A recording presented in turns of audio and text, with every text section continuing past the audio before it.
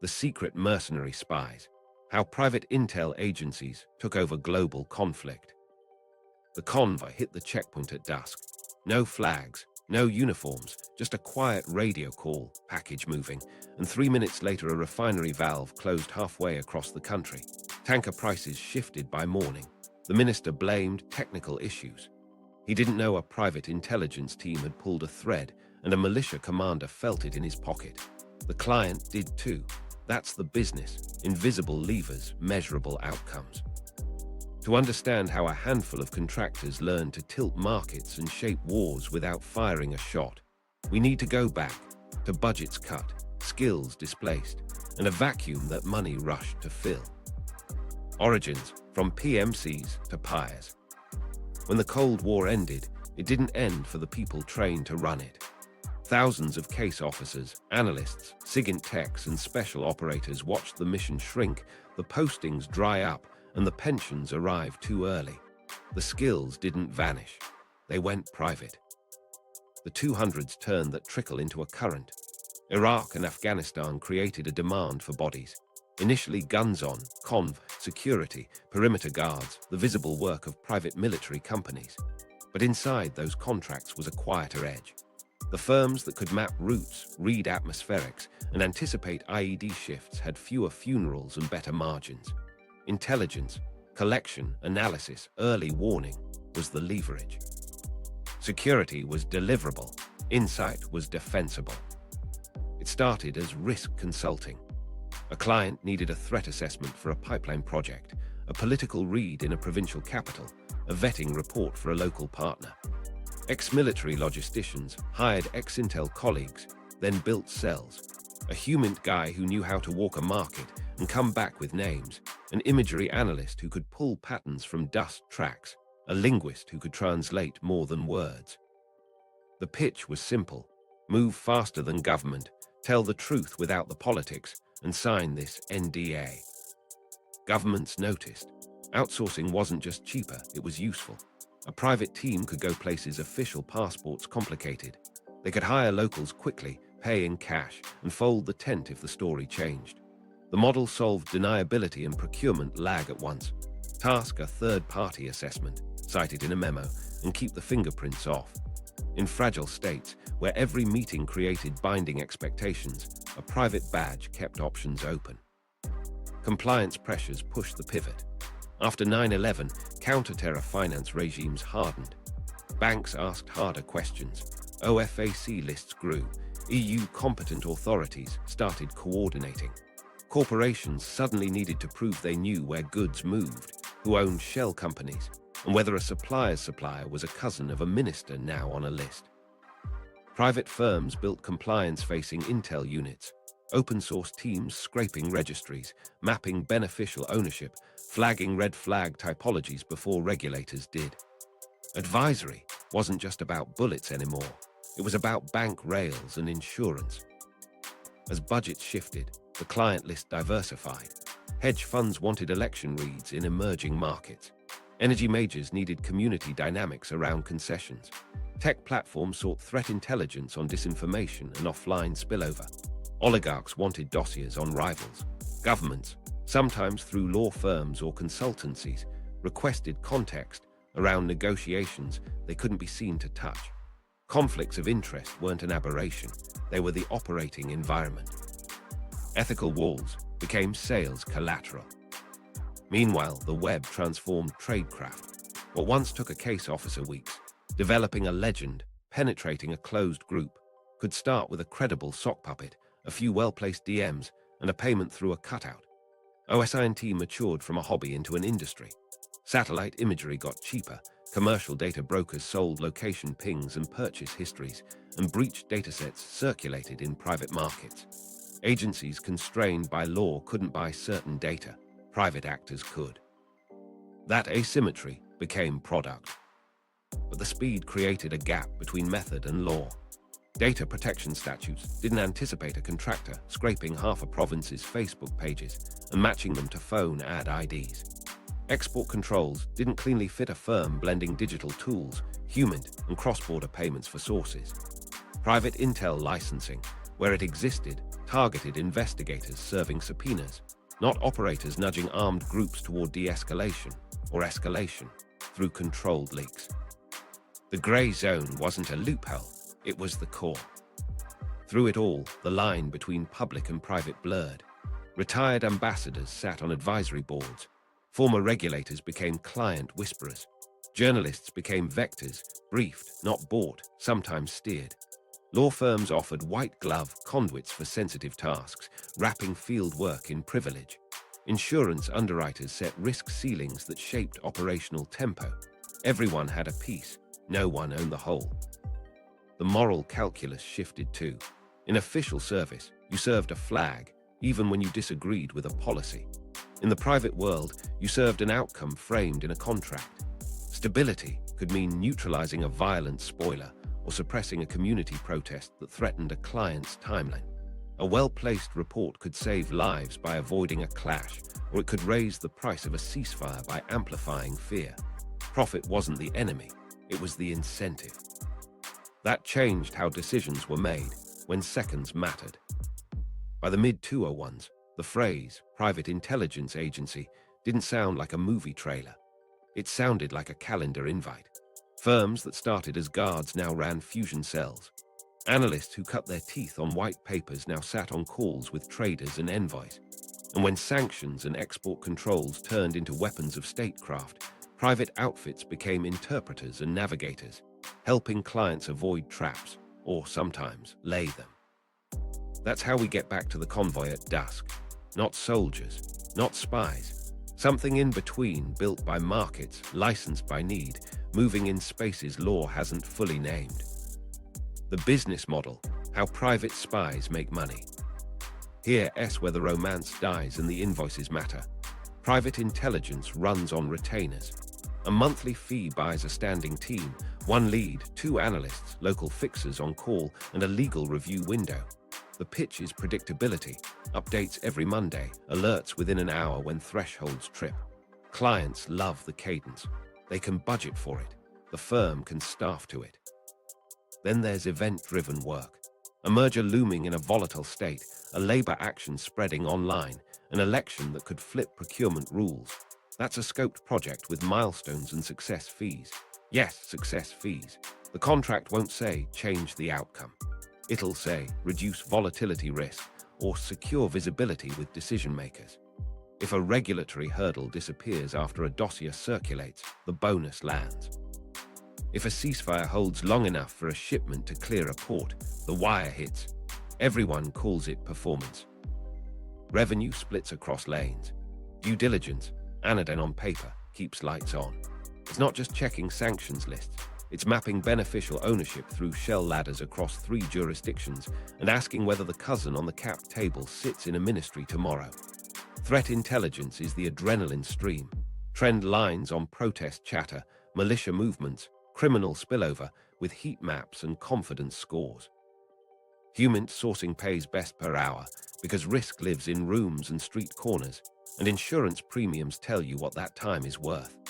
Digital forensics sits in the middle, wallet clustering to understand who funds a network, scraping corporate registries for alias matches, pivoting from a leaked email domain to a procurement scam. None of it looks like a spy movie.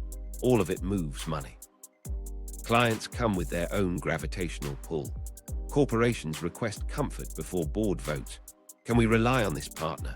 What's the quiet tax we'll pay? Hedge funds want edge.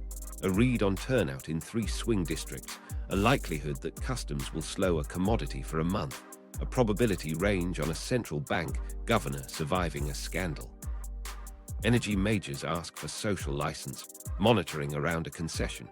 Who are the real community leaders? Who talks to whom? And what happens if we hire the wrong security subcontractor? Tech platforms pay to spot threats before they trend, coordinated inauthentic behavior online that turns into real-world harm. Governments show up without calling themselves governments. A ministry engages a law firm. The law firm hires the intel shop for background on a rival's supply chain. The invoices say context memo. The meetings feel like policy. Conflicts are constant. A firm might serve a multinational, and through a different office and entity, a sovereign wealth fund with opposing aims. Ethical walls become product features. Separate teams, separate servers, a partner who signs the attestations. It's theater, but it's also survival. One leak collapses a book of business. Sanctions and export controls turned into their own vertical. As regimes on Russia, Iran, and proliferators thickened, clients needed interpreters. What exactly counts as facilitation? When does a vendor's vendor trigger 50% rules? Can we pay a maintenance fee to a foreign patent office if its central bank sits on a list? Private firms package answers as sanctions advisory, and they sell it on both sides of a trade. One team constructs a red flag typology for a bank's crypto controls, jurisdictional risk, settlement hubs that bypass dollar clearing, sudden currency toggles. Another, at arm's length, tells a commodity house how to reroute freight without tripping automated pattern matching. Everyone insists they're on the right side of the law. Regulators insist they're watching. The friction is billable. Payments structure behavior. Retainers reward vigilance. Teams build thresholds and tripwires to justify them. Success fees reward intervention. Suddenly, a pressure memo looks less like analysis and more like action. There's bounty work too, even if nobody calls it that. Find the link pays per link when a corrupt procurement chain surfaces. Find the leak pays per leak when stolen IP appears in a competitor's code. The firm claims it only uses lawful means. The client doesn't ask which markets sell breached datasets or ad tech location pings at scale. Jurisdiction shopping is part of service delivery. A partner in London will say the work is advisory. A subsidiary in Dubai will sign the subcontract with local collectors. A shell in a Caribbean jurisdiction holds the at-risk engagement and the liability. The bank account sits where correspondent relationships are friendlier. The team moves through airports with business cards that say risk consulting, not intelligence. The regulator's gaze is always a few steps behind. Quiet M&A intel can make or lose billions. A single source who knows when a minister will change a licensing rule, a single satellite sequence that shows activity at a rival site, a single court filing in a provincial registry. Information asymmetry becomes productized alpha. That's how a desk in London ends up speaking to a fixer in a border town about truck counts at 3 a.m., and why a portfolio manager pays more attention to a private brief than a public speech. The market pays for foresight packaged as certainty. The firms sell speed packaged as legality. Underneath the language, the thing being monetized is influence over probability. Shift the odds and you justify the fee. Shift them quietly and you get hired again. Digital Tradecraft, OSINT to dark ops. The job starts with what anyone can see, then squeezes it until it reveals what it shouldn't. OSINT isn't a hobby anymore, it's a factory floor. A junior analyst sets thresholds on a scraping rig, local language keywords for road closed, generator failure, new checkpoint, plus slang the dictionaries miss. Geotag filters narrow to a corridor around a pipeline spur. Commercial satellites pass at predictable times. Someone buys a week's tasking and pairs it with radar to see through clouds. A heat plume shifts. A convoy count dips. A model flags a probability that the valve that failed didn't. At the same time, a sock puppet starts breathing. It has 5 months of harmless posts, follows a football club, complains about the price of bread. It joins a closed group where drivers swap route tips and brag about beating delays. No lies yet, just listening. The puppet's cousin, another persona, messages an admin about a blocked road near the sugar depot. The admin shares a voice note from a friend. The waveform says the friend is the same person who posted 3 nights ago under a different name. Now the team knows which voice to follow. Social engineering isn't a smash and grab, it's a nudge. A cutout asks a clerk at a utility office for a PDF of maintenance schedules, pretending to be a vendor calibrating parts. The file isn't sensitive by law, but it carries timestamps that line up with unannounced outages. Another cutout calls a warehouse and requests a new delivery window, citing a made-up directive. If the dispatcher says, "We can't, the soldiers are moving," that's data you can't scrape. Malware isn't the word the team uses. Grey tools do most of the work. They harvest public-facing misconfigurations, leaky APIs, Indexable dashboards with no passwords because someone never changed defaults. If a dashboard lists truck IDs entering a depot and forgets to hide the plate numbers, nobody broke in to see it. But when a client gets a brief saying a malicious front company is diverting fuel, it's because someone pivoted from those plates to shipping manifests to a procurement invoice that shows a name the client recognizes. Data brokers make it easy to get lazy and dangerous. A firm can buy mobile ad tech location datasets legally, billions of pings from apps that sell their exhaust, narrow them to the geofence around a checkpoint and a nearby safe house, cluster devices that appear in both. One belongs to a low-level fixer who thinks he's a ghost. Another belongs to a procurement officer's nephew. Those patterns aren't illegal to purchase, but when governments can't and private teams can, the asymmetry becomes operational power. It also becomes liability when a regulator asks, "How did you know that?" Breached datasets live in quiet markets. A team doesn't hack a mailbox. It buys access to a trove dumped months ago, IDs, emails, hashed passwords from a local ISP. Cross it with corporate registry emails and a union roster, and suddenly you can guess which logins still work on a badly configured CMS. The rule inside the team is simple. If it needs breaking and entering, don't. But reality crowds the line. One operator says, "We didn't access content, just headers." Another says, "Headers told us which meeting to attend." Both know what they're doing. Crypto tracing used to be a parlor trick. Now it's workflow. A wallet that paid a Telegram admin for signal access also paid a shipping agent in a port with a sanctions problem. A clustering tool maps linked wallets, and a compliance-style typology emerges. Settlement hubs outside dollar clearing, sudden currency toggles to avoid SWIFT. A boutique bank in a permissive jurisdiction offering proprietary online systems to obfuscate clients. The brief doesn't accuse, it describes. But the bank that reads it adjusts controls. The logistics firm that reads it reroutes. The malicious financier notices payments take longer, and someone new calls from a different number to ask old questions. Blockchain analytics meet old-school tradecraft when cash moves offline. The team buys a phone top-up from a corner kiosk and watches which wallets sweep the merchant's funds every evening.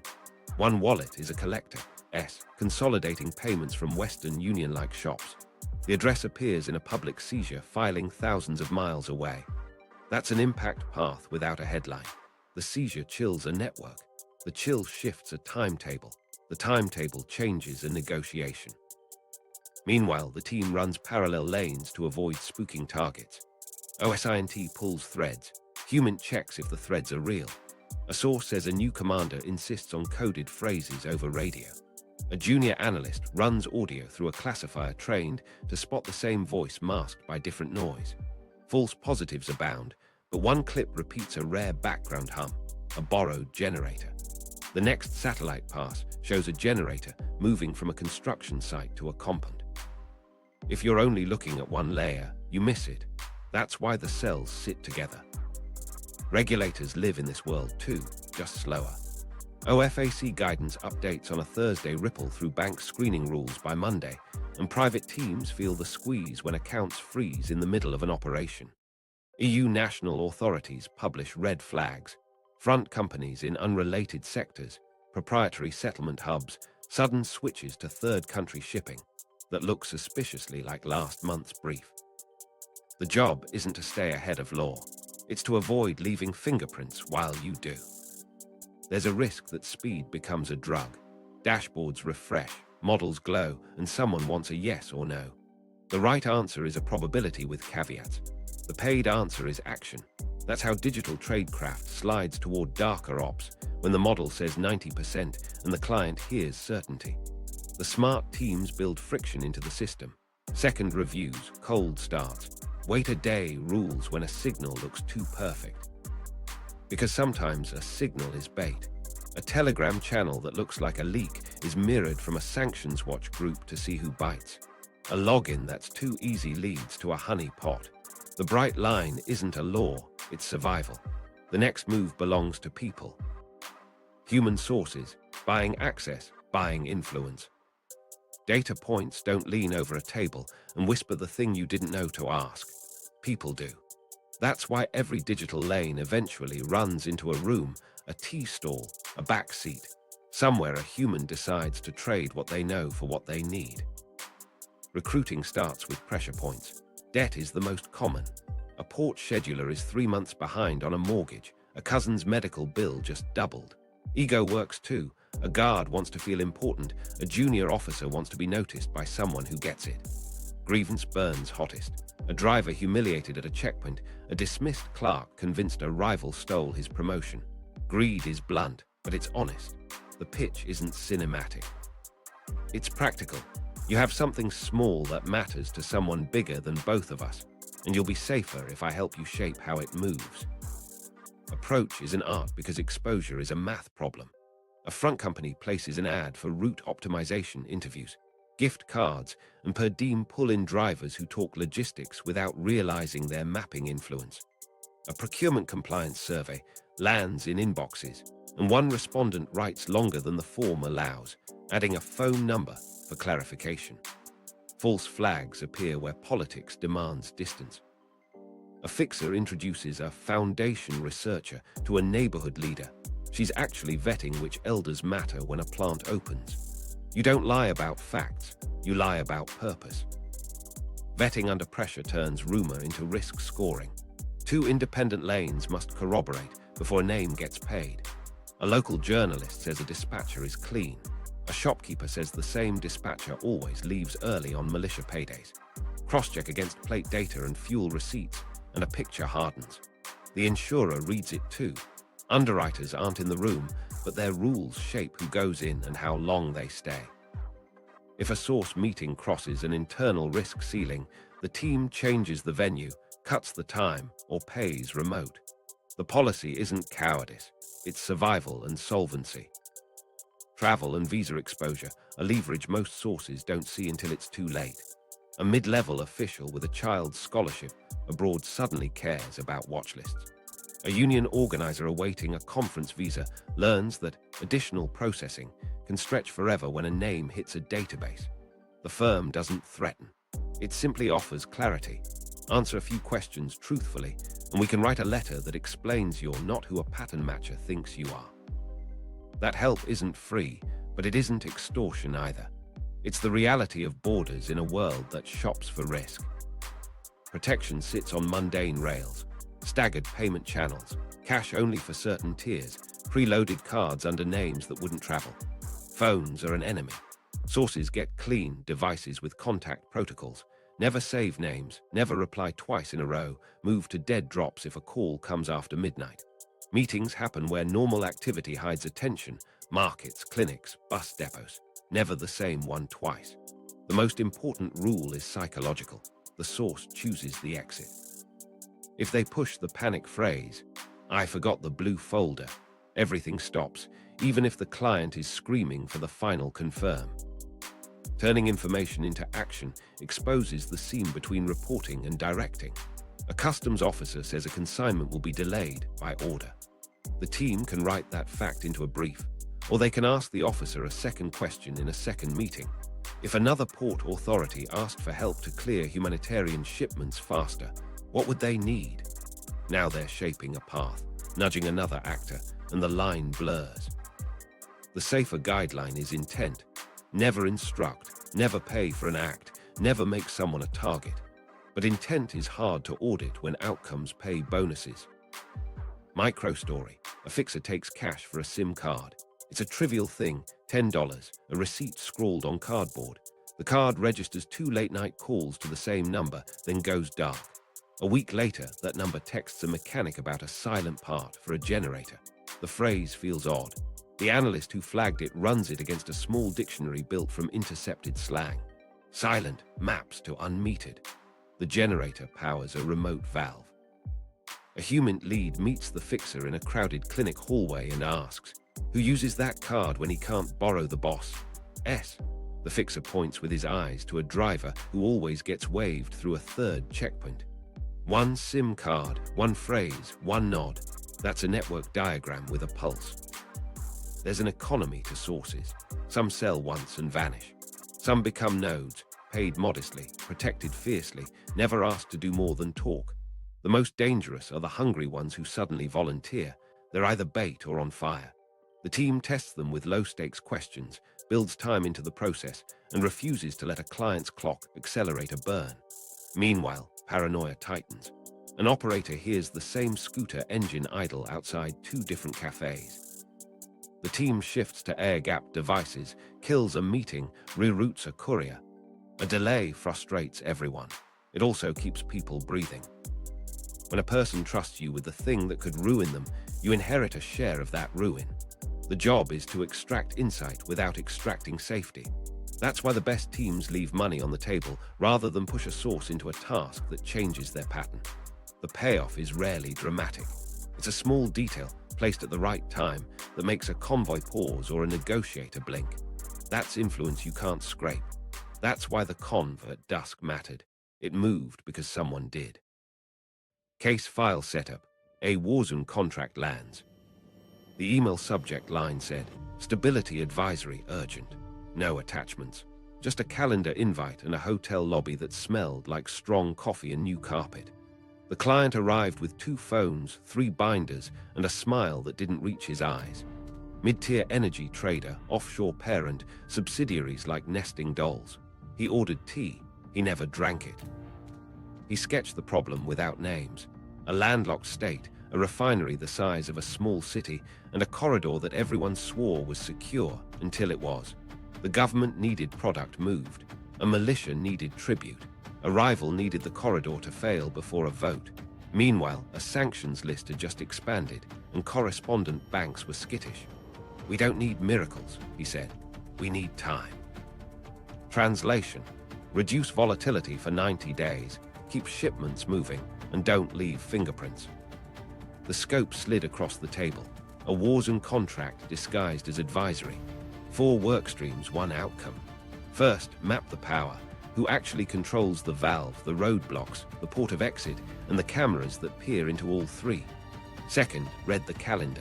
When do holidays, funerals, wage days, and Friday sermons move crowds? Third, trace the money. Which wallets, shell companies, and boutique banks sit in the payment chain? And where do the red flags pop under OFAC and EU guidance? Fourth, shape the narrative without owning it. If a technical fault buys a pause, plant it in a place officials can cite without calling you. The fee structure told the truth the memo wouldn't. A base retainer, a hazard kicker if risk thresholds rose, and a success fee tied to operational continuity. If 3 convoys cleared in sequence before the parliamentary vote, a wire would land from a company the client didn't admit he controlled. The team asked for carve-outs. No direct contact with armed groups, no procurement of non-public government data, no inducement to public officials. The client nodded at all of it and slid over a page of introductions to law firms, insurers, and a London bank sanctions desk for clarity. Everyone knew why the bank was in the loop. When payments get held for review, operations stall. Mission design started in a quiet room with a whiteboard and a clock. The lead split the team into cells: digital, human, legal compliance, and operations. Digital would build the baseline, OSINT scraping on the corridor and refinery, commercial satellite tasking, and a stand-up of wallet watch lists focused on a specific boutique bank rumored to offer proprietary settlement systems outside dollar clearing. Human would seed interviews through front surveys and fixers, build a grid of names with pressure points, and test whether a new commander was actually giving orders or just collecting fees. Legal would read the moving target, fresh EU FAQs, OFAC typologies, local export control quirks, and write the rules of engagement no one wanted to read, but everyone would pay for ignoring. Operations would plan routes, redundancies, meeting protocols, and insurance briefs, because the insurer pays attention when things move during a declared strike. The first constraint hit early: data protection. The client wanted device geofences around the checkpoint and safehouse. Legal pushed back. Use AdTech pings from commercial brokers, yes. No individualized tracking of government personnel.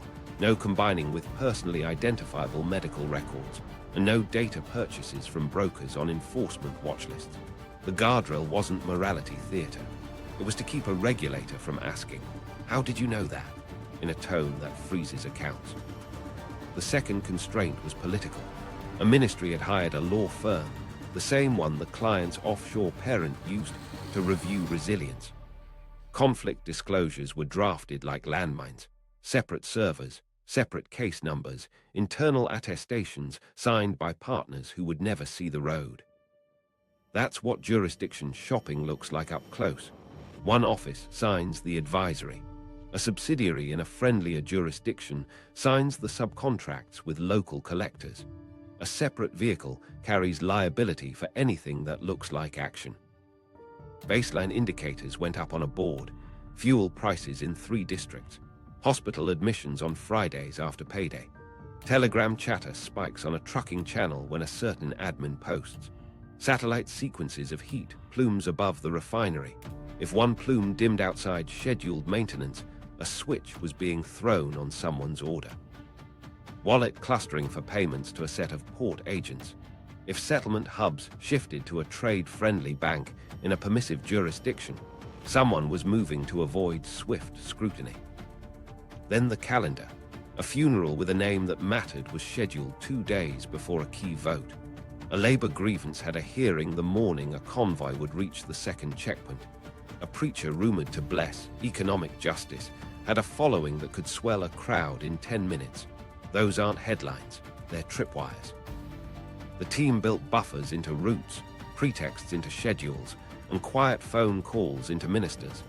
Calendars through intermediaries who could plausibly claim they'd heard technical issues might force a shift. The last page in the plan was the no-go list. No bribes, no paying for acts, no meetings after midnight unless someone says the panic phrase. If a signal looked too perfect, wait a day. The client frowned at that one. Waiting costs money. Moving too fast costs more. The clock started anyway. The first break, a leak that shouldn't exist. It looked like noise at first. A logistics post in a regional forum, 3 photos, 2 lines of text, and a timestamp that didn't match the shadows. The junior flagged it anyway. The scraping rig had tripped on a pattern. The same user, the same phrasing, recurring on nights when the heat plumes over the refinery dipped outside scheduled maintenance. 1 anomaly is nothing. 3 in a row is a lane. Crosschecks started. The digital cell pulled AdTech location pings legally bought a week earlier, geofenced to a 2-kilometer ring around the checkpoint and a different ring around a building locals called the Radio House. A handful of devices appeared in both. One belonged to a phone that also hit a pharmacy near midnight, twice, on paydays. Human didn't need a name yet, just a question: who closes up late near the Radio House? Then the girlfriend made a mistake. A mid-level commander's partner posted a selfie from the edge of a yard. Half her badge was blurred, the metadata was. The analyst stripped the EXIF, mapped the coordinates and noticed the trick. A times and offset posted as local. Someone had exported the image, wiped a field and forgotten the clock. That put her inside the restricted yard 10 minutes after a so-called technical issue dimmed the refinery plume. It wasn't proof, it was a thread. The team didn't tug alone. A cutout phoned a warehouse, posing as a carrier rep, auditing a blocked route. The dispatcher sighed and said what no dashboard would: "We can't move until Thursday. Soldiers are shifting to the sugar spur." That gave the digital cell a target. Watch the spur for truck counts and phones that bounce between convoy staging and the Radio House. 2 numbers pinged both places within an hour. Neither belonged to the commander. One belonged to a fixer who always borrowed phones. Action took the shape it always does when the client pays for outcomes: a pressure memo. It wasn't a threat, it was a map. It laid out the pattern without pointing a finger. Nighttime plume dips, forum posts that spike in parallel, conv, counts sagging when a certain admin appears, and a calendar note about a funeral 2 days before a vote. The recipient wasn't the target. It was a rival faction's liaison who'd been told his militia was undisciplined. The memo gave him a way to complain with evidence, not rumor. He used it. Messages jumped across 3 phones and a walk-in to a colonel who liked memos more than visits. Skirmishes shifted. A checkpoint softened for a day. Prices moved the way futures move when a rumor looks like math. Tanker rates nudged by morning. The client didn't say thank you. He forwarded an invoice template with the hazard kicker pre-filled. What nobody knew at the time was that the leak was planted to bait the team. Signal mirrored through a Sanctions Watch Telegram channel that tracks every technical issue like a hawk. The mirror looked like a sloppy repost, but the source wasn't the driver's forum. It was a channel where compliance officers, hobbyists, and opportunists trade annotated lists of suspicious outages and odd routing. Someone inside the corridor had fed that channel just enough to look like careless pride. The account that posted the logistics photos had been dormant for months, then sprang to life with exactly the right slang. The tell arrived 2 days later when a wallet the team tracked paid a Telegram admin for signal access, and in the same hour sent a small test payment to a shipping agent in a port that had drawn fresh EU scrutiny. Blockchain analytics drew a faint line. Not proof, enough to worry.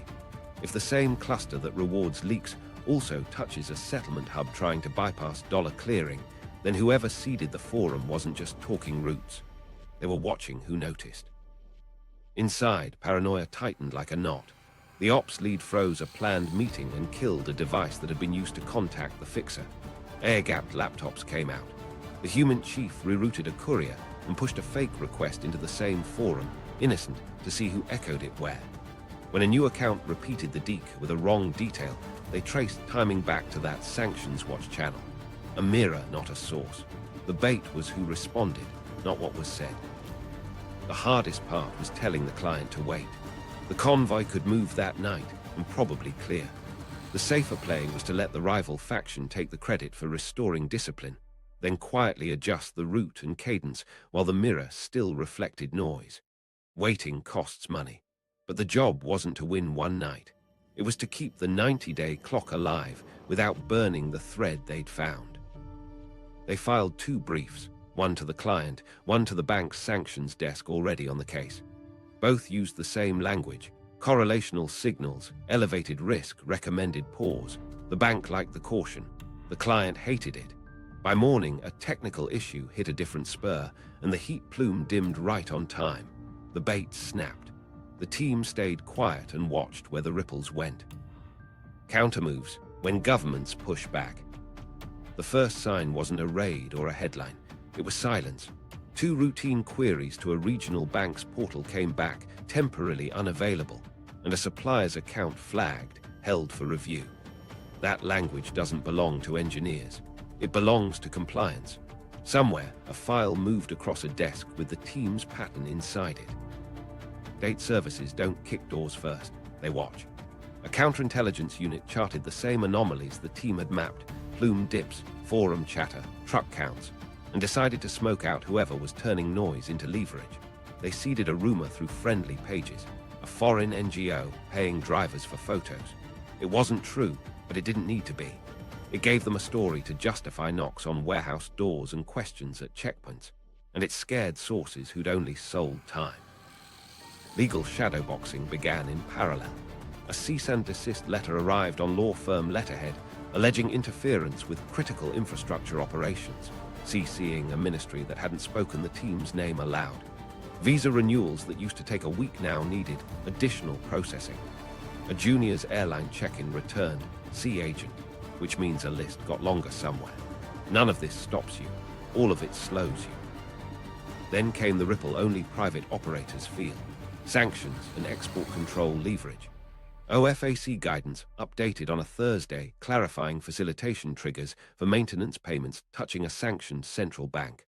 On Friday, EU national authorities circulated an advisory: watch for proprietary settlement hubs, sudden currency toggles, third country shipping through permissive ports.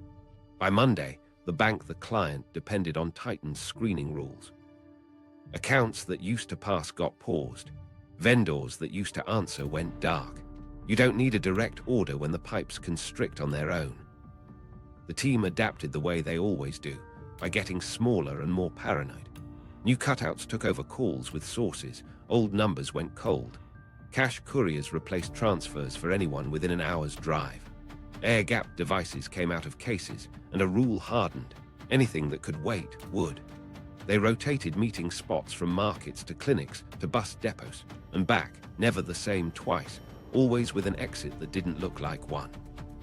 The human lead killed any late-night rendezvous, unless the panic phrase came through twice, hours apart, from 2 channels. A micro-delay saved 2 lives. A courier's scooter blew a belt on the way to a clinic handoff. The ops lead reflexively pushed the meeting 30 minutes. The fixer, annoyed, took a different entrance to pass time and watched 2 men he didn't know lean against a wall near the original door. When the new time came, those men were gone. The fixer shrugged when he handed over the SIM, said, "Busy night," and didn't mention the wall. He didn't have to. The delay had done its job. Meanwhile, the state's disinformation got clever. A TV segment aired a blurred photo of an outside agitator with a voiceover about foreign sponsors of unrest. The silhouette looked like no one on the team, but the jacket and stance matched a fixer's friend, lifted from a party photo and doctored. The message to anyone watching was, "We know who you are." It was, "We can make people think we do." That's how you thin a network without arresting a soul. Banking pressure worked the same way. A supplier called, whispering, to say his cousin's account had been frozen pending inquiry. The reason code matched one used when EU advisories go live and banks overcorrect. The team's legal cell wrote a letter, technical, boring, precise, explaining that the supplier's work didn't touch restricted parties, citing chapter and verse. It wasn't activism, it was oxygen. The bank unfroze by afternoon out of an abundance of caution, which is how institutions apologize without saying so. Eyed government, Tradecraft mirrored Tradecraft. A service sent a friendly face to ask unfriendly questions. A deputy minister's aide seeking input on resilience. He asked about best practices, maintenance planning, community engagement. It was a fishing expedition for admissions. The team answered like accountants, definitions, frameworks, public sources, no bragging about outcomes, no war stories. The aide left with nothing he could quote. Sometimes survival is the absence of a sentence. Pressure creates mistakes. A junior on the client side forwarded an internal memo to the wrong thread, subject line intact, list of operational dependencies, visible to a consultancy outside the wall. The team saw the notification minutes later and treated it like a fire.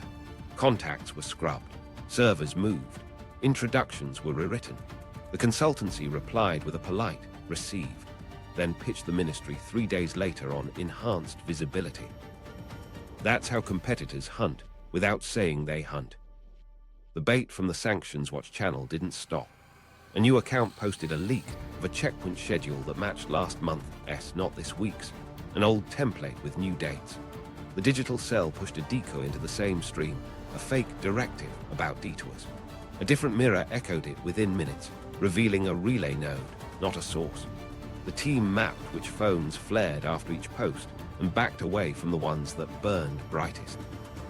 Sometimes the safest move is to let a net tighten around a hole you've already stepped past. In the background, insurers adjusted their calculus. Premiums ticked up for night moves. The underwriter asked for a call on event aggregation risk, code for, "If your work nudges 3 things, do we count it as 1? The ops lead swallowed a sigh and walked through the guardrails again.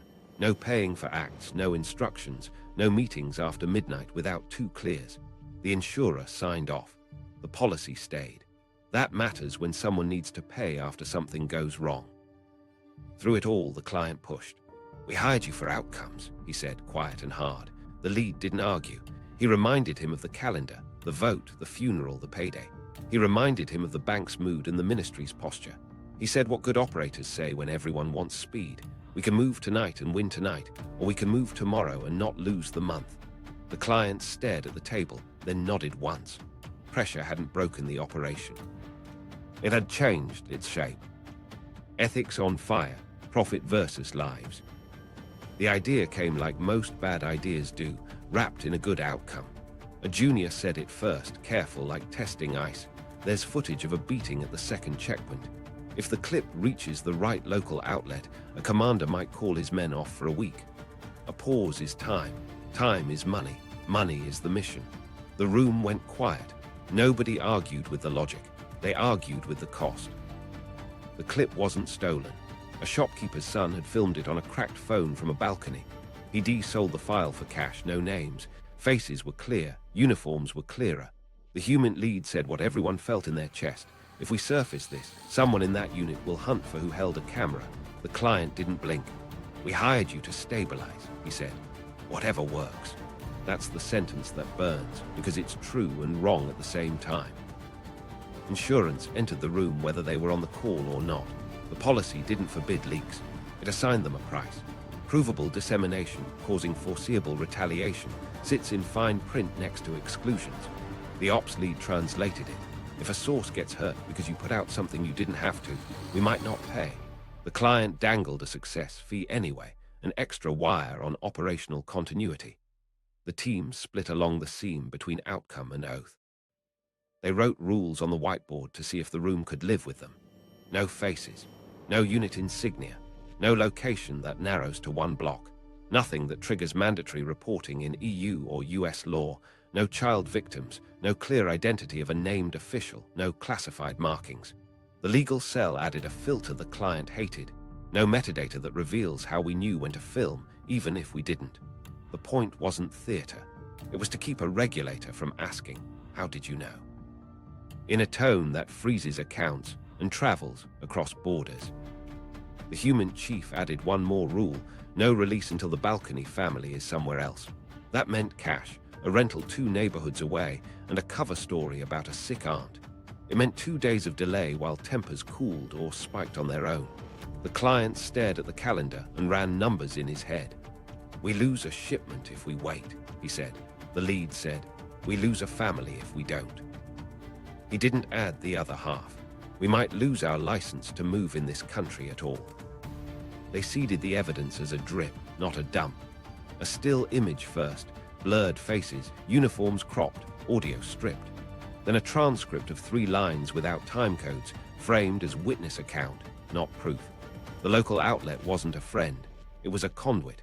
They got it to a stringer who'd been asking for economic justice stories, a phrase that travels safely through ministries and markets. The stringer published, careful, and the headline picked a path away from armed groups and toward accountability. Protests swelled, small at first, then heavier around payday. A preacher used the phrase civic dignity in a sermon that reached the checkpoint commander's mother. That matters in places where politics comes wrapped in family. A colonel called a captain and said the word no one writes down. Pause.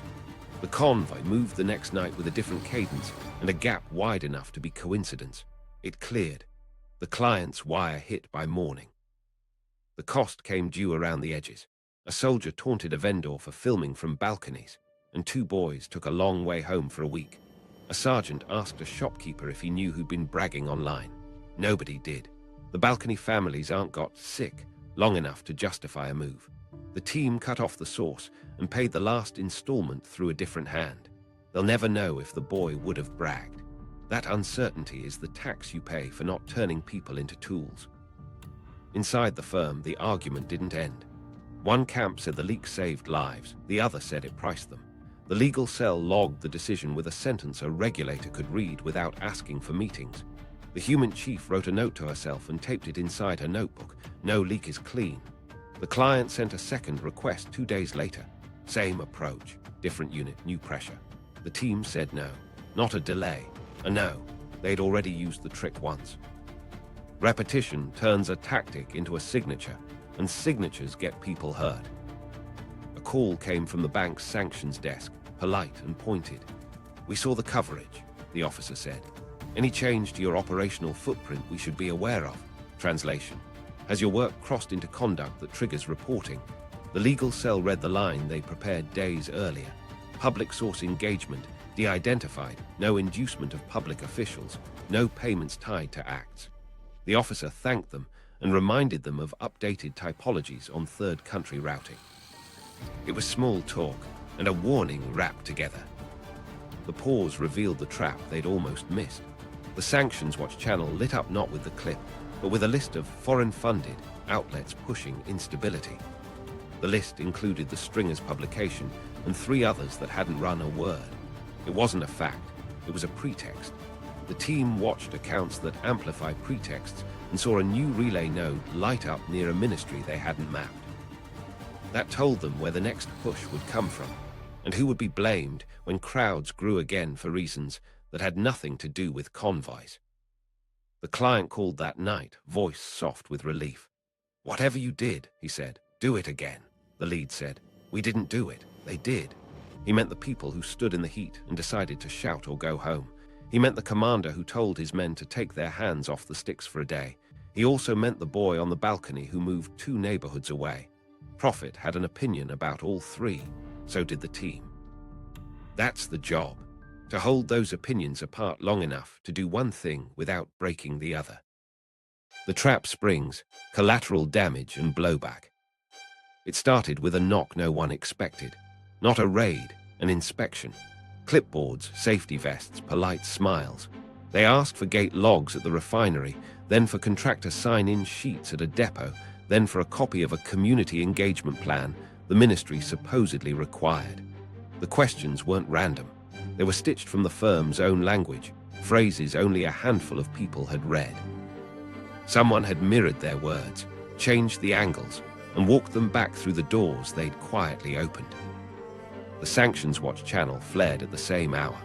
A fresh post named Foreign Risk Consultants as the source of provocations, then listed 3 outlets pushing unrest, the same 3 from the list that included the stringer. The post carried a link to a boilerplate NGO disclosure law most readers never notice. The implication was clean, register, or be illegal. 2 local partners panicked. One pulled out of an interview mid-sentence. Another turned her phone off and didn't turn it back on. The convoy paid for it first. A checkpoint captain, strung by the sermon his mother heard, flexed. He didn't beat anyone. He inspected. Every truck, every bag, every receipt. A 4-hour delay televises rage without leaving marks. By dawn, a rumor ran ahead of the facts. A foreign-funded plot had crippled shipments. The rival faction that had benefited from the pressure memo disowned it. The colonel who liked memos stopped answering calls. That's how a trap works. You touch one thread, and hands you never saw feel it and clench. Blowback looks like math too. Tanker rates that dipped after the pause snapped upward when the delay hit. A futures desk in London saw volatility spike and moved in the only direction that protects a portfolio, away. The client's traders hedged and lived with the cost. The firm's inbox filled with one-liners that weren't questions. Is this you? Did you anticipate? Confirm or deny? None of those words help when the thing you did wasn't the thing you're accused of. Collateral damage isn't collateral to the people who take the hit. A vendor's cousin, whose account had been frozen out of an abundance of caution, was called in by a local bank manager and told to explain political connections. He had none. The manager shrugged toward a closed door. It wasn't his choice. He needed to keep his correspondent relationships clean. Meanwhile, the balcony family, 2 neighborhoods away, heard 2 men ask for the boy who likes phones. They weren't police. They were neighbors with opinions. The human chief moved the family again and paid again. That's the price of nudging a lever without owning the fulcrum. Inside the team, the trap tightened in a different way. The decoy directive they pushed into the mirror stream came back as regulation. The ministry circulated an interim guidance requiring third-party resilience assessments to be filed for transparency. The language matched their memo, stripped of caveats. Filing would mean naming vendors. Not filing would mean the next inspection carries handcuffs. That's how you turn good practice into a snare. You institutionalize it. The ops lead drew a new map of risk. The law firm wall held for now, but the consultancy outside it had pitched hard and gotten a meeting. The deputy's aide called again, friendly, wondering if best practices could be shared for a regional workshop. The insurer requested an addendum clarifying content dissemination protocols, which is how underwriters say, if you leak again, you're on your own. The bank's sanctions desk forwarded a joint advisory about settlement hubs with proprietary systems and unusual toggles. It read like the last paragraph they'd written to each other, flipped into public. The team did what you do when a net drops. They went still. No more pressure memos. No more strings that tug rivals into action. They moved from tilting odds to preserving lanes. Human burned down to essentials. Pay the reliable nodes, freeze the hungry ones, test anyone who volunteered with harmless questions. Digital shut the scraping rig to a lower cadence, pulled ad tech buys back from the line, and swapped satellite tasking for archival sequences, enough to track trends, not enough to leave a pattern a mirror could reflect. Legal wrote a filing that said everything and nothing, frameworks, definitions, public sources, no vendor names. It bought time. Time is the currency when credit is gone. The client didn't want stillness. He wanted continuity.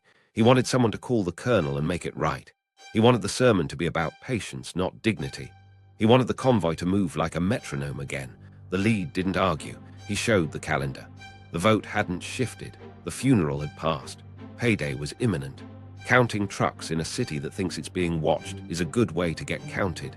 The client said, "We can't afford caution." The lead said, "You can't afford capture." Then the blow landed in a place they hadn't mapped, a visa office. 2 team members slated to rotate out were told their exit stamps would be delayed for review. It wasn't detention. It was a lever. Visa exposure cuts both ways. The human chief called a favor at an embassy that wasn't involved but didn't want trouble. The review resolved by evening.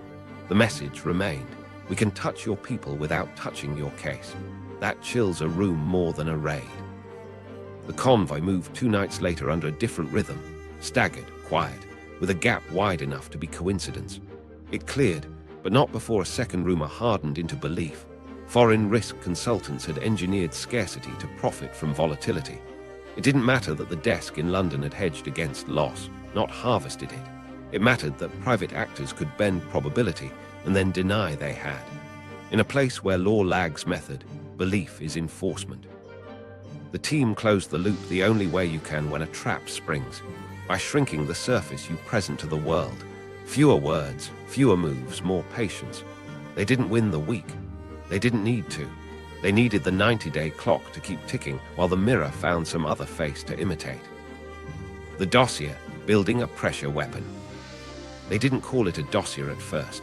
They called it the book, a living file that only got thicker when the room got quieter. The rule was simple. Anything that would matter to someone with power goes in, but only if 2 lanes agree. Rumor is color. Records are bone. Bank transfers came first, the way bones do. Not account statements. No one was handing those out. It was fragments. A vendor receipt with bank details photographed on a desk. A customs fee paid through a kiosk the team watched every evening. A remittance report in a provincial paper naming a boutique bank that loved regional development. Each fragment had a number. Numbers repeat. When the same account masked behind 2 different shell companies appeared in 3 unrelated documents, the book added a spine. Shells are stories people tell money to believe. The legal cell pulled corporate registries across 3 jurisdictions and mapped beneficial ownership to cousins and clubs, not just names. A direct line is rare. A dotted 1 counts if you can show dates. A nephew on a board 2 months before a bid. A director resigning the week. A sanctions advisory tightened. A dormant company revived just in time to win a contract no one knew existed. Charts don't persuade. Timelines do. Procurement fraud is only visible when you know normal. The human team collected normal by asking boring questions. How long does a bolt really take to arrive? Who always wins emergency contracts? Which vendor suddenly buys a fleet of cars? When a unit ordered meters for generators that weren't on any maintenance schedule, the book flagged it. When the vendor's tax filings showed losses while its owner bought a beach house, the book circled it. The pattern doesn't accuse, it accumulates. Intercepted chats never appeared as transcripts. The team logged contact events, who pinged whom when, and from where if the headers leaked. Content is radioactive. Metadata is admissible. A captain's number that never called a procurement officer suddenly left 3 missed calls after midnight on a Sunday. The next morning, the refinery's heat plume dipped for maintenance. The book didn't say cause. It set 2 things next to each other and let an adult read. Crafting the narrative meant writing for multiple audiences who hate being told what to think. Regulators need verbs that fit statutes, facilitated, concealed, circumvented, and chain of custody notes that survive audits. Journalists need detail that smells like life and documentation that holds up when a lawyer calls. Rival factions need a villain they can blame without bleeding. The Dossier had versions. The spines stayed the same. Chain of custody games are boring and essential. Every image had hashes. Every handoff had a witness who didn't know the source. The book lived on an air-gapped drive, and what left it were exports that could be defended. Scans of public records, screenshots of public dashboards, photos with metadata stripped and time corrected. Anything that touched a human without paperwork stayed inside. That discipline is the difference between a pressure weapon and a confession. Release vectors are roads with tolls. Journalists love exclusives that feel like discovery. Regulators hate surprises that feel like ambush. Rival factions want deniability. The team mapped velocity and risk. First, a quiet briefing with a bank's sanctions desk, language pulled straight from guidance. Watch for proprietary settlement hubs, unusual toggles, third country shipping that smells like evasion. The bank tightened controls proactively. 4 vendors grumbled. One called to ask if the Americans were involved.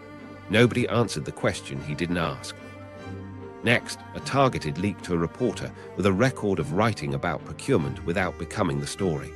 1 image, 1 invoice, 2 quotes from public hearings, and a graph that looked like a heartbeat when heat plumes dimmed. The piece ran without names, just roles, and ended with a line that officials could live with. Questions remain.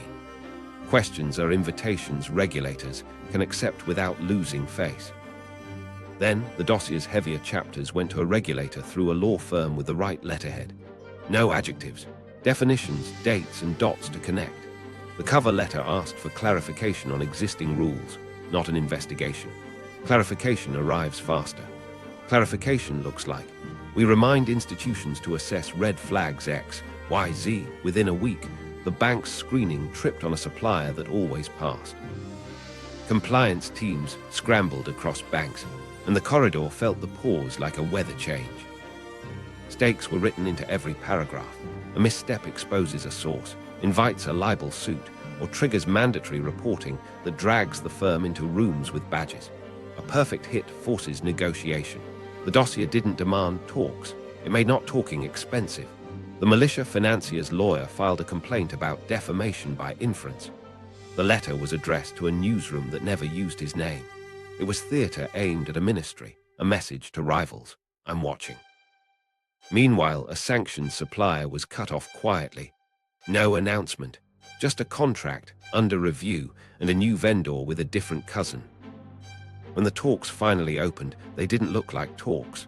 They looked like a schedule adjustment meeting in a side office with a broken chair. A commander arrived late and spoke in the we of men who pretend they don't control what they control. He wanted dignity and a share. The client wanted continuity and silence. The dossier sat in a bag, not on the table. It didn't need to be waved. It needed to be believed to exist. Someone else had been watching, closer than anyone in the room. A Mirror account posted a summary of the reporter's piece that included a detail only a regulator had seen. That meant the leak wasn't from the press. It was from inside an office with carpet and keys. The book grew another page, not about a militia, but about a ministry. Pressure had ripples the team didn't choose, and the weapon they built had started to shape hands they hadn't counted. The shadow client, who really benefited. The room thought it knew its client. It didn't.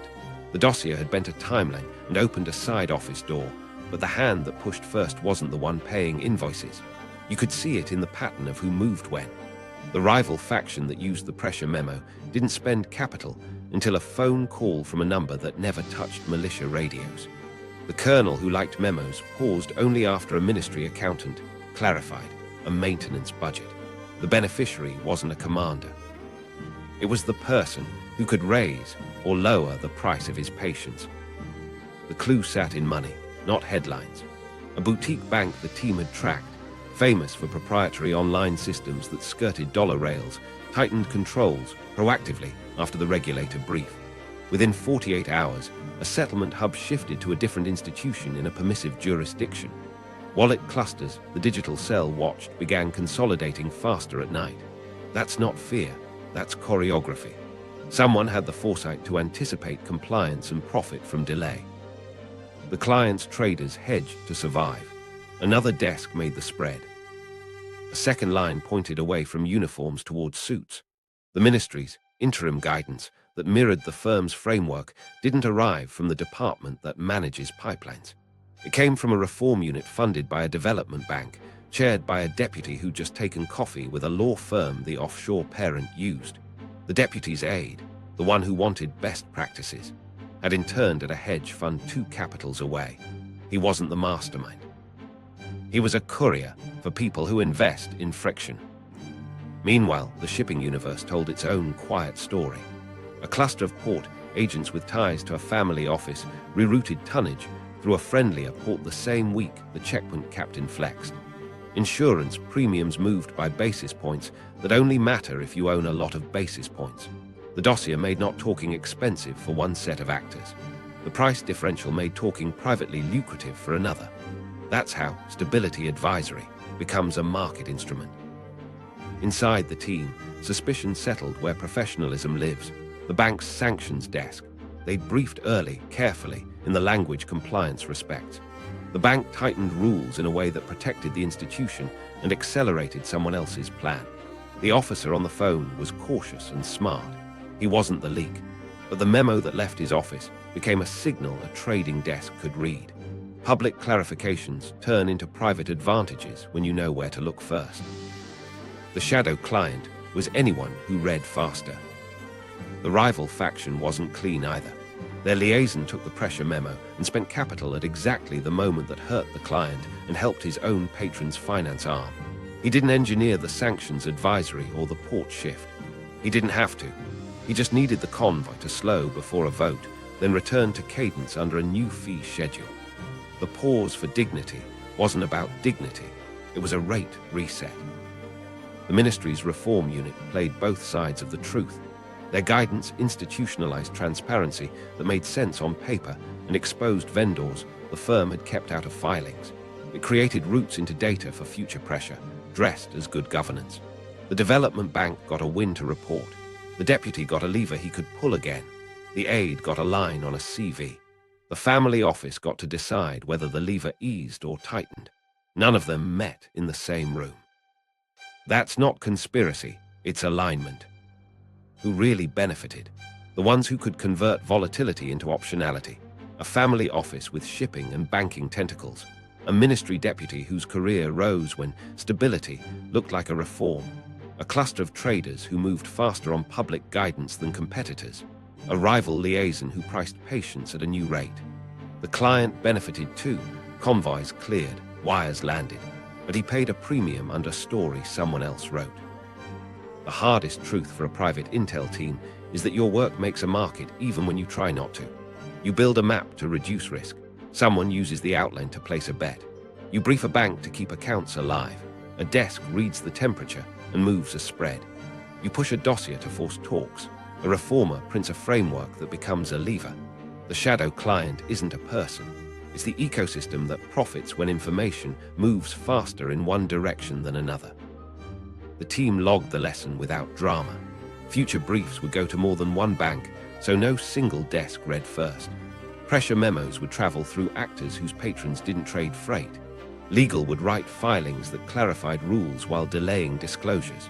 Humint would test whether the aide's next workshop was a funnel to investors. The operation didn't stop.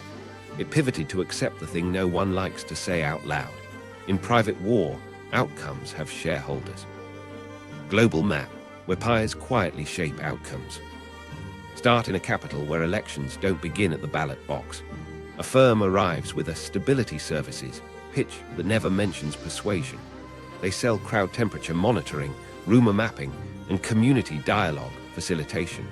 The deliverable is a dashboard that shows where slogans travel, which pastors move people, and which WhatsApp admins can cool a street with one voice note. The line they never cross on paper is content. The line they nudge in practice is cadence. Who speaks first, where, and with what words that make a headline feel inevitable? If a phrase like economic dignity appears in sermons 3 weeks in a row, no one asks who workshopped it. Shift to a strait where ships draw lines that look like lifelines. Insurance premiums hinge on threat intelligence, a phrase that fits neatly into a binder. A firm sells route-level alerts that mix AIS anomalies, weather, and chatter from ports where dockworkers talk more after midnight. They brief underwriters on targeted piracy suppression that isn't suppression at all. It's a phone call to a fixer who knows which patrol captain will drift closer if his nephew gets a repair contract. The pirates read the same wind. Incidents dip just enough to reprice risk.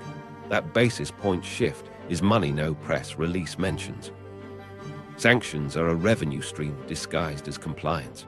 A bank hires a team to harden controls against evasion. The brief is full of red flags. Front companies in unrelated sectors, sudden currency toggles, settlement hubs that bypass dollar rails, proprietary online systems at smaller banks offering business continuity. A week later, a commodity house hires a different office in a different jurisdiction to assess routing resilience. The guidance from the first brief becomes a map for the second. Avoid the hubs about to get hot. Use third country shipping where enforcement lags by a month. Everyone signs attestations. Everyone says consistent with law. The timing does the real work. Resource fronts look like development until they don't. A miner asks for social license, mapping, elders, youth leaders, radio hosts with humor that disarms anger. The firm identifies who can say jobs first, without being branded a sellout. They also identify which guards always escalate, and which subcontractor's badge opens a gate no one admits exists. Indigenous rights groups see consultation boxes ticked and hear the same voices on community radio week after week. When the permit lands, the company thanks stakeholders. The firm files an invoice that says baseline engagement achieved. Lawfare packages all of it into campaigns that survive scrutiny. A firm builds a litigation plan that isn't about winning in court. It's about discovery that yields emails that become stories that become pressure. The dossier they assembled quietly turns into footnotes in a filing and quotes in a column. Lobbyists carry the same narrative into offices with carpets. A friendly legislator asks a question at a hearing that creates a sentence reporters can reuse. The target settles without admitting wrongdoing, and procurement rules change 2 paragraphs at a time. Zoom out to see the quiet choreography. In West Africa, a perceived coup risk drops after a week of dialogue that felt organic and wasn't. In the Gulf of Guinea, incident risk slides in a corridor whose patrol schedules didn't change, but whose patrol priorities did. In the Caucasus, freight shifts to a friendlier port a week before a regulator clarifies rules because someone read the guidance before it published. In Latin America, a reform unit adopts a framework that mirrors a firm's memo stripped of caveats, creating a filing requirement that exposes competitors' vendors while calling it transparency. Watch lists and typologies travel like gospel. A joint advisory drops on a Thursday, and by Monday banks' screening rules harden. PIAs draft the red flags one week and sell, de-risking briefs, the next to clients who need to move before the flags bite. Don't look like this becomes a product. So does here. That's how to spot those who do. Not every lane runs through capitals. In a coastal town, a mayor faces a referendum that could stall a wind farm. The firm maps fissures, debt patterns, which lenders buy which paper, and which harbour tavern hosts the loudest arguments. The engagement plan forgives a few loans, funds a refrigeration unit, and gets a priest to bless safety at sea. The referendum squeaks by. The press writes about green jobs. The firm archives a template called Harbour Model. In all of this, the plausible deniability is tidy. No one forges votes, hacks servers, or bribes officials. They schedule, signal, and price. They translate guidance into advantage and outrage into pause. They sell words like resilience, visibility, and stability, then deliver probability shifts packaged as inevitability. Ask who loses. Sometimes it's pirates who learn patrols got boring near the wrong inlet. Sometimes it's a rival trader whose settlement hub turns radioactive after a typology publishes. Sometimes it's an elder whose voice fades when the station changes sponsors. Often it's a citizen who becomes a data point in a map that decides whether his street gets crowded on Friday. What ties the map together isn't conspiracy, it's method. Private actors who can read faster and speak earlier bend outcomes in places where law chases practice. Governments notice and copy what they like. Everyone else learns to live inside a game whose rules update without debate. Inside the operators, burnout, paranoia, exit plans. Rotations without uniforms blur weeks into one long hallway. You come home with a bag that smells like diesel and antiseptic, tell your kids you were teaching a workshop, and wake up at 3 a.m. because a scooter idled outside, except it didn't. Jet lag wears the same face as vigilance. You check the window anyway. You always check the window. Family logistics become cover stories with calendars. A partner learns to stop asking, "Did it go okay?" and starts asking, "Are you here right now?" You slip into a role that fits, practical, calm, useful, because the people who break loudly don't get invited back. Pride lives there too. Pride says you didn't crack. Pride forgets that cracking looks like 5 extra minutes on a street where you've never stood that still. Professional justification threads the needle between craft and cause. You tell yourself you're reducing harm by redirecting force, that you're a vector for outcomes that minimize damage. Then a client says, "Whatever works," and you hear the sound of your own voice explaining friction, dignity, risk ceilings. On good days, the words move money toward prudence. On bad days, they feel like varnish on something you didn't choose and still delivered. Security hygiene turns into ritual. You carry 2 phones, one that never touches a network and one that would be boring if someone ever lifted it. You use phrases out loud, switch lanes, cold handoff, no repeats, until they enter your head as reflex. You meet in places with exits you can draw blind. The one time you skip, because the cafe is crowded and the rain is loud. You see your face in a convex mirror and realize you're the one who introduced the pattern. You don't go back to that cafe for a year, even though the coffee was good. The mistakes you remember aren't the big ones. They're the micro slips. You text a fixer from a number that wasn't supposed to be seen together with a different name. You mention a time you shouldn't know. You hold eye contact a beat longer with a clerk who remembers faces for a living. Nothing happens that day. Weeks later, a visa desk takes an hour longer to stamp a passport. You don't link those moments in a report. You link them in your chest. Paranoia has a smell, metallic, like too much blood in a nose that isn't bleeding. It sneaks up as certainty about coincidences. 2 different cafes, the same scooter. 2 different meetings, the same sunglasses inside. You inventory and discard, and then you treat your own thought process like a hostile environment. Challenge the pattern, return to first principles, put another mind on the same puzzle. Teams that last build rules for sanity, mandatory second readers, off-ramps that trigger even if the lead says push, days where no one is allowed to make a decision after midnight. Exit plans are PowerPoints you open when you can't sleep. Compliance has gravity, steady hours, clean desks, the vocabulary of frameworks instead of leverage. Private security leadership promises rank and predictable danger. Whistleblowing feels like a story people tell themselves about courage. It looks up close like courtrooms, frozen accounts, and a hotel under a name that isn't yours. Each path carries a cost. Visa blacklists don't announce themselves. They whisper at check-in. Financial blacklists don't slam doors. They reroute wires and call it enhanced diligence. There's a ledger you keep that no accountant can audit. A source who still texts on holidays. A convoy that slipped through with a gap wide enough to be luck. A boy on a balcony who moved twice and didn't become a martyr. On the other side, a rumor that stuck to your name, a policy addendum that said exclusions, a friend who left the room and didn't come back because staying felt like lying. You balance that ledger on walks you don't tell your family about. Operational pride and moral drift share a hallway. You remember the day a rival read your map and moved faster, and you tell yourself the method mattered even if the hands did not.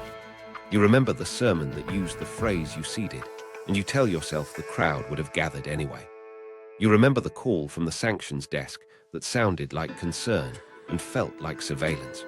You decide to believe the version of events that lets you keep doing the job without becoming the job.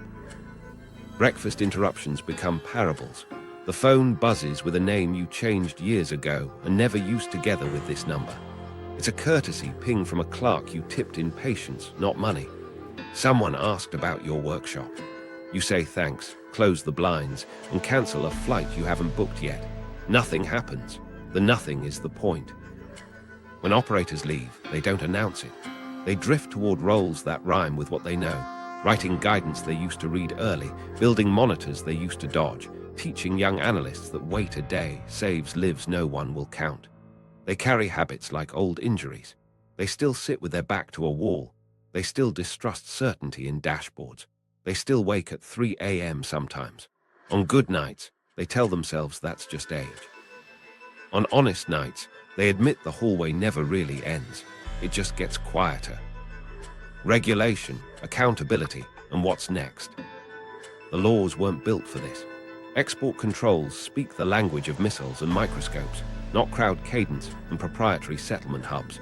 Private intel licensing exists in a few places, but it was written for investigators, not firms that sell probability shifts as stability services. Data protection tries to guard identities, while data brokers sell location pings by the million. None of it fits cleanly. That mismatch is where the industry lives. Proposed fixes sound tidy in hearings. Transparency registries that name clients. Conflict of interest audits that ask who profits when guidance becomes advantage. Disclosure when firms advise both compliance desks and traders who move on the clarifications those desks publish. Sanctions licensing clarity so banks stop overcorrecting when OFAC updates a footnote. Unified EU guidance so national authorities don't play telephone with rules. All of it makes sense on paper. The question is velocity. Guidance arrives months after methods shift. The market is already adapting faster. AI red teams test typologies before regulators publish them. Automated OSINT scrapes tell a firm which telegram mirrors amplified pretexts and which accounts read for detail. Synthetic personas scale outreach into closed groups without tripping simple anomaly detectors. A firm can now field 100 workshop coordinators in a week and retire them the second a pattern emerges. The craft didn't get louder, it got wider. Hybrid firms are the next normal. PR that drafts the sentence a minister can say without losing face. Legal that translates dossiers into footnotes a judge keeps. Intel that times both. Under one roof, you can schedule a sermon, price a route, and file a clarification that becomes a lever dressed as reform.